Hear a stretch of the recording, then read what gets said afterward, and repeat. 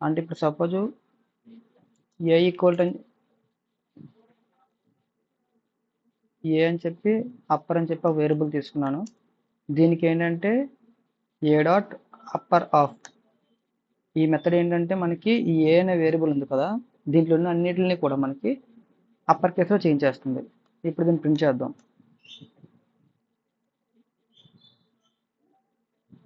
ఇక్కడ చూసారా, ఇదంతా స్మాల్ లెటర్స్ ఉన్నాయి, మన ఇక్కడికి వచ్చినప్పుడు ఏంటంటే క్యాపిటల్స్లో మారాయి.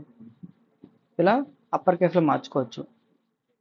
ఇప్పుడు ఇది అప్పర్ కేస్ ఉంది కదా, ఏ అండర్ స్కోర్ అప్పర్ అని తీసుకున్నాం కదా, దాన్ని ఏ అండర్ స్కోర్ లోవర్ అని చెప్పి ఒక వేరియబుల్ తీసుకుని దానికి అసైన్ చేద్దాం.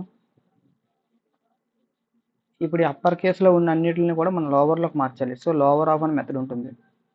ఈ లోవర్ ఆఫ్ మెథడ్ ఏం చేస్తుందంటే మనకు అన్నిటిని లోవర్ కేసులో చేంజ్ చేస్తుంది.